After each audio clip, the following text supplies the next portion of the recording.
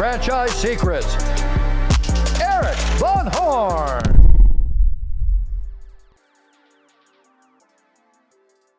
If you're not a part of the Franchise Secrets Facebook group, what are you waiting for? It's franchisesecrets.com/Facebook. I cannot believe how valuable this group turned out to be.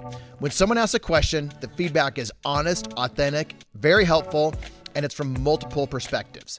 If you're not sure that you're getting the most accurate information about franchising, then check out the largest, most helpful Facebook group in all of franchising. Whether you're a Z, a Zor, a buyer, or investor, join our free Facebook group at franchisesecrets.com/Facebook. Welcome to the Franchise Secrets Podcast with your host, Erik Van Horn, and here today with my co-host. You're not going to say my name? No. Oh, I'm Caleb Garza. Man, Gosh. when Brian Holmes and I were doing the Franchise Secrets podcast, we knew what to do. So I figured you just like intuitively knew what to do, but there was definitely some awkward silence there. The good thing about that is I'm okay with awkward silence. And the other thing, just for the viewers out there, it looks like I'm shorter because I'm sitting on a different chair than Caleb. Just rest assured, I am not shorter than him. He just wanted the chair that made him look taller.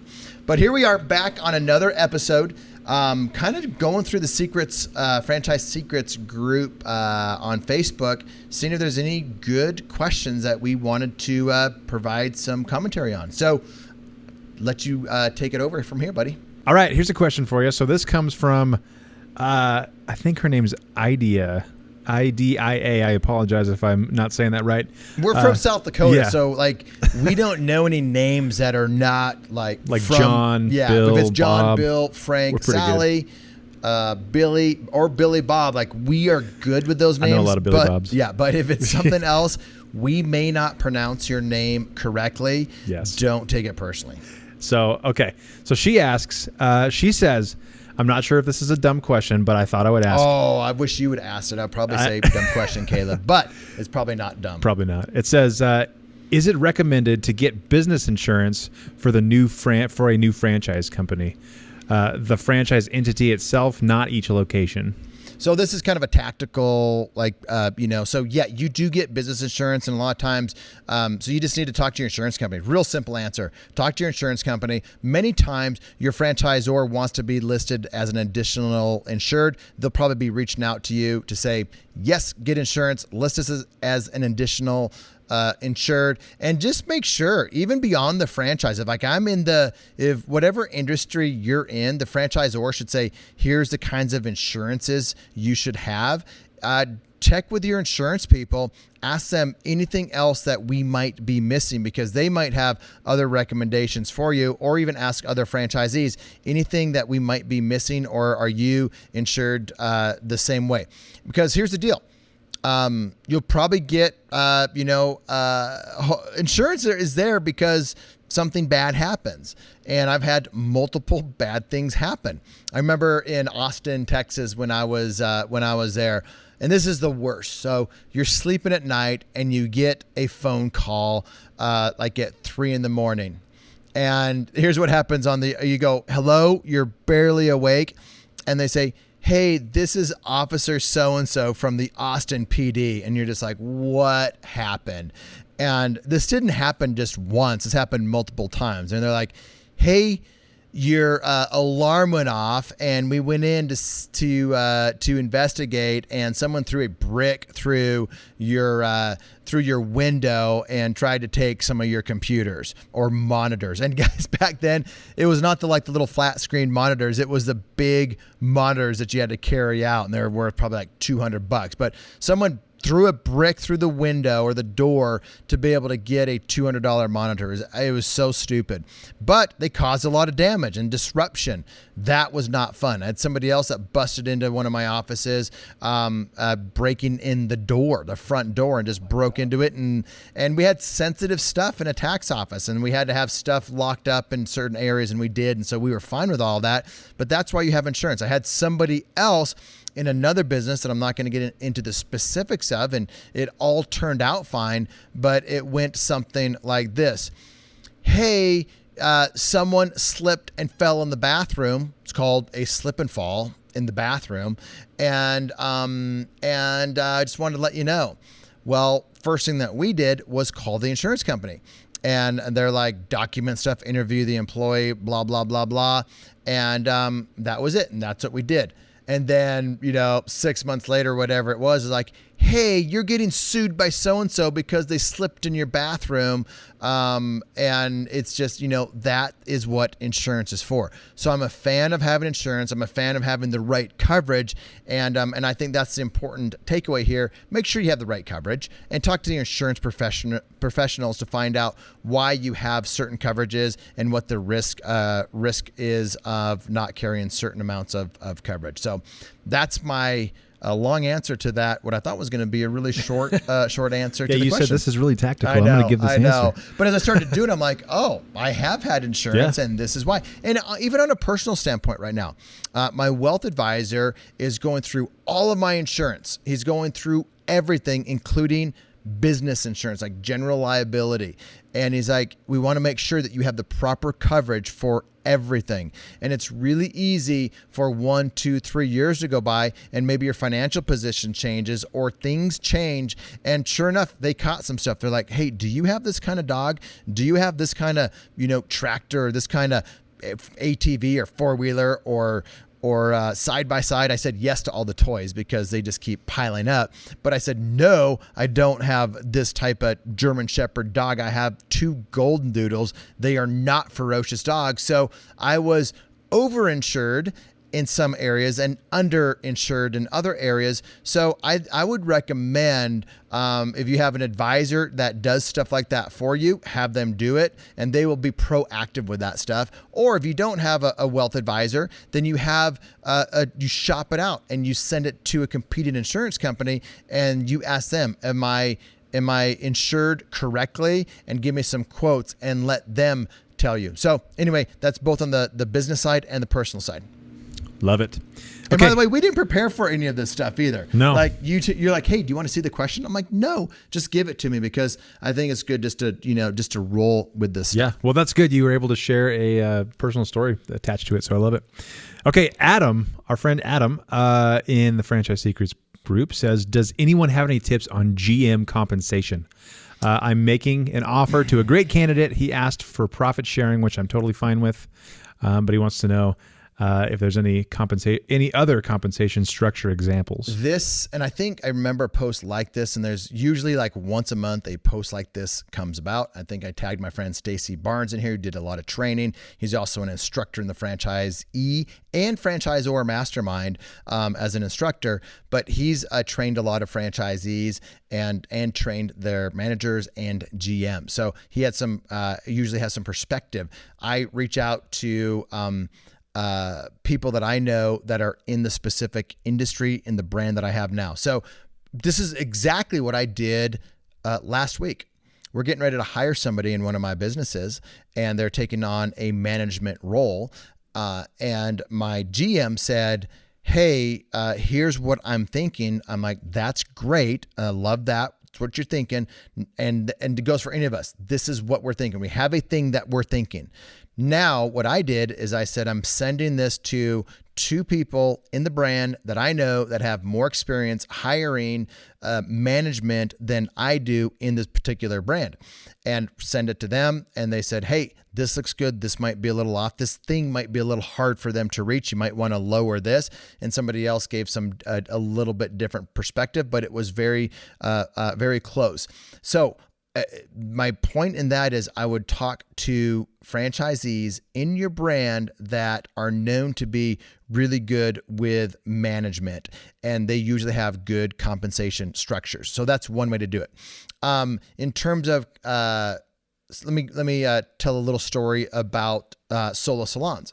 So we needed to hire somebody that was a higher level person, and we spent a lot of time looking for that person. Lots of resumes came in, dinners with them and their spouses, and eventually landed on a really good district operational manager, somebody that was making over 6 figures, and this was 5 years ago. And bonus structures and things like that. So we had really unique bonus structures designed for us and the growth that we wanted to have happen. And there were some goals that were like BHAG, big, hairy, audacious goals. Did you know what BHAG was? No. I figured you didn't. We have some BHAGs. I actually put that into some of our things for the mastermind. I'm like, this is our BHAG. I'm like, Caleb probably doesn't know what that means. No. BHAG is big, hairy, audacious goals. So there was massive upside for him if we hit a BHAG. If, and then there's kind of that reachable one. And then there's one that was we should absolutely hit this, if we have a pulse. And so, so that's kind of how we hit bonus structures. What I wish we would have done with him is set up equity. Like what we're talking about here that Adam suggested, like what do we do for equity? And I've had some hits and misses with equity. Some of the things that that I've seen done too early is you offer something to somebody that's not proven, and then all of a sudden it's just they're not the right fit, and it's really hard to get to move on, and they have equity in the business or some type of equity in the business. It's not as easy to move on and just fire them to go on to the next manager. So I like the idea of bringing somebody on, letting them know that that's a possibility, but it's not on the table right now.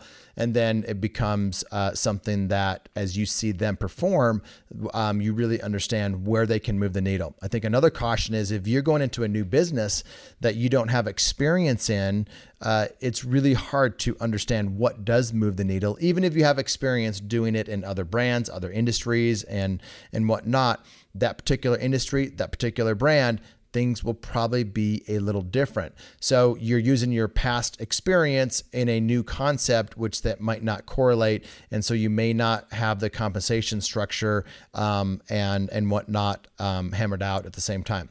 I'll say there's other ways to do it. And I think my partner in the Tribe of Investors, Justin Donald, has a debt kind of structure with equity. And I really like this a little bit more.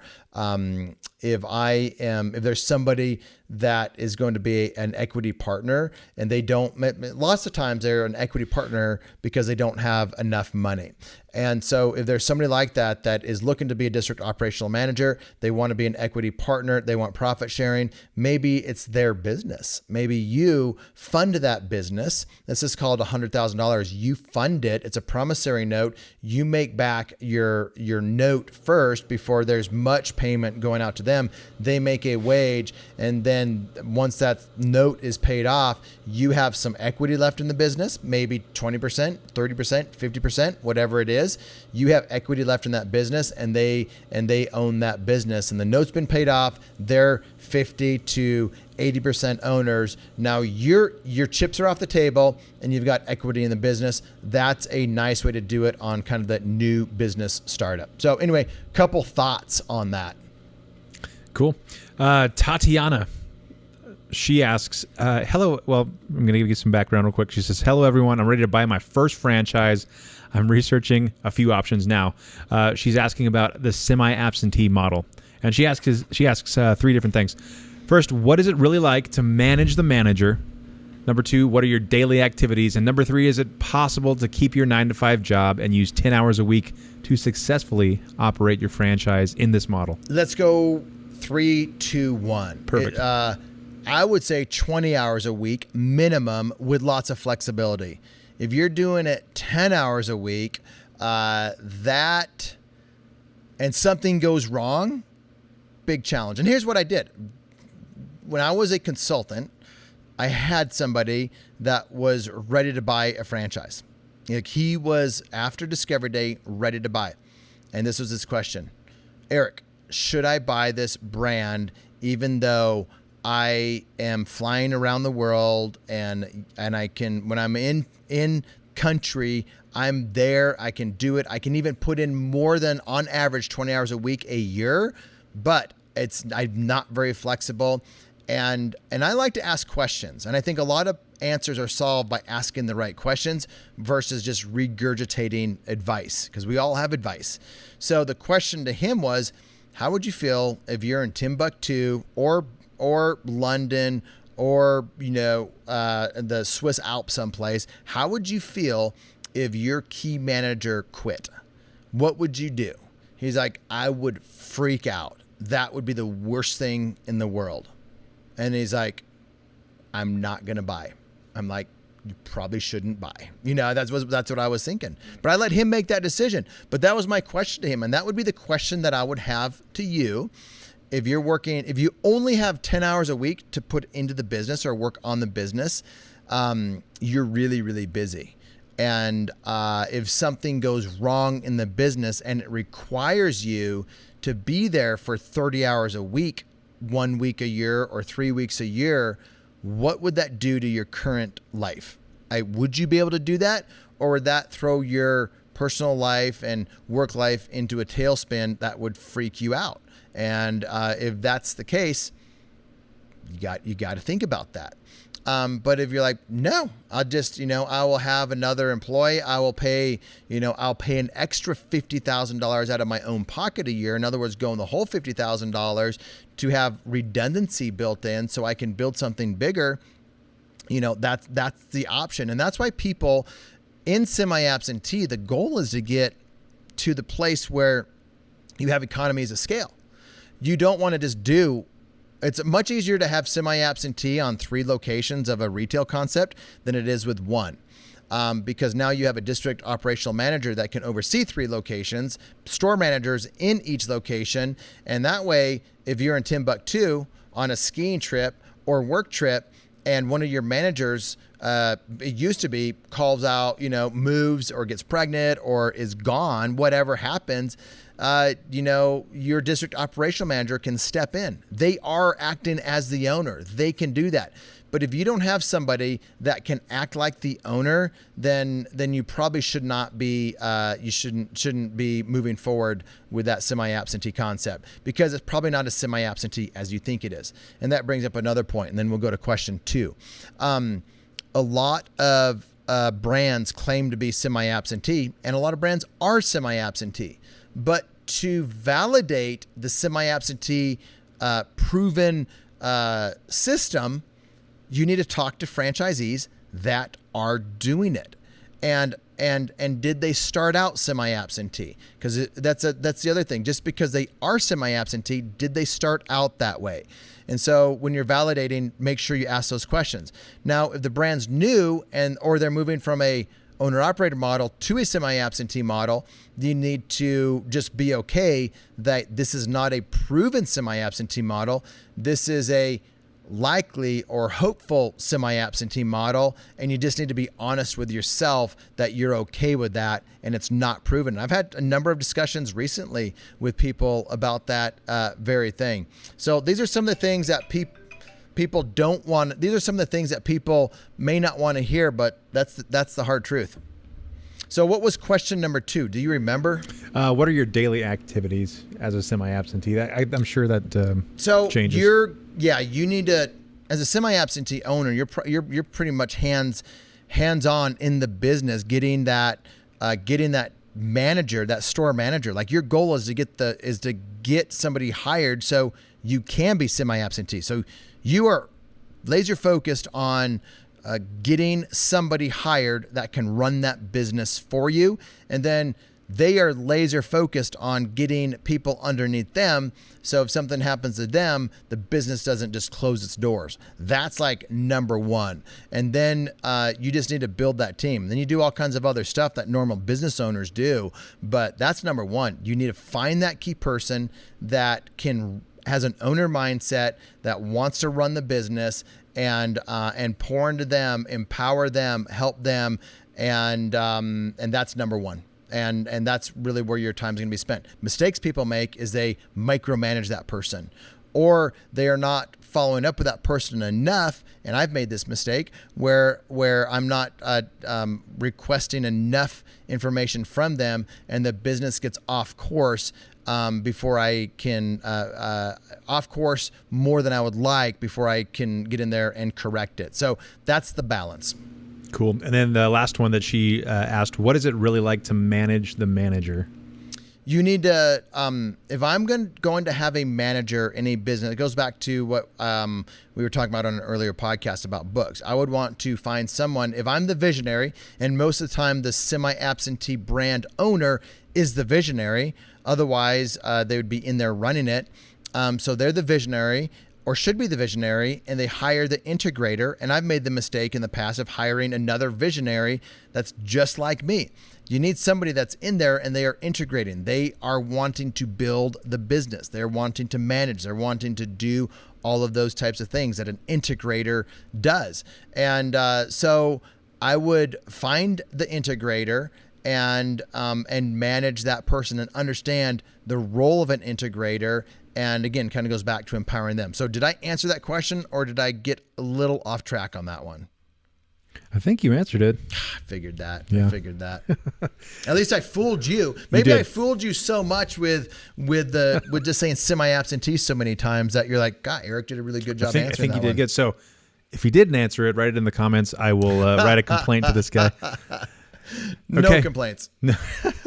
All right. Last question. How would you handle a family member who expects to be awarded a franchise if you're a franchisor? So this is common so a franchisor, typically it's a new franchisor. They've had a successful business. Family members come in and like, I want some of that success. I'll be one of your first franchisees. I want a special deal. I would not be giving out any special deals that are better than the special deals that I would give to anybody else. So typically early on, brands give out larger territories or things like that. So there are kind of special deals that happen with new brands, but I wouldn't give a family member special. I wouldn't do that. What I do like about family members wanting to join, it says something about you as the founder. Because they know you, and they would want to invest basically in you and be a partner with you. So that's the good thing. And think about it this way: if you do have a family member involved, and then you have leads coming in, and you're like, my own sister, my own brother, my own cousin, my own daughter, my own mother bought a franchise and they are a franchisee with my brand, that typically goes a long way. So there's a lot of positives to having family members being a franchisee, but there's challenges with it because you need to treat them like other franchisees. And it's really easy to say, I'll do it, but it's really hard to do once you're on the inside. And I've seen it multiple times in multiple brands where family members are involved, and it's really hard for that franchisor to treat them like a normal franchisee.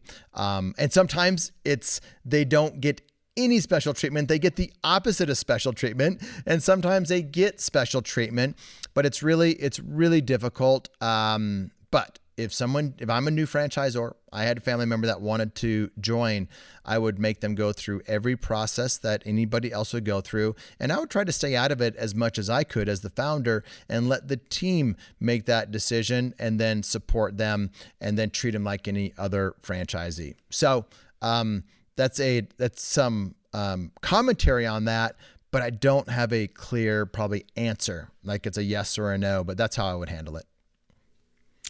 All right. Any last parting wisdom you want to leave us with before we wrap up today? Man, it's kind of fun having you ask me these questions. So I'm starting to get used to having you as a co-host. Like co-host pay is actually less than normal pay. So I just want to be clear on that. And, but it's been fun, and it's almost like it's free. Like you might want to just do this for free to have all the fame that comes along with being a co-host of the Franchise Secrets podcast from Spearfish, South Dakota. I'll think about settling for that. So thanks for listening, everyone. Thanks for listening to this episode of the Franchise Secrets podcast. Whether you're watching or listening, please make sure to subscribe to my YouTube channel and to whatever channel you're listening on. If you want my help with anything from buying a franchise to franchising your business, please visit franchisesecrets.com.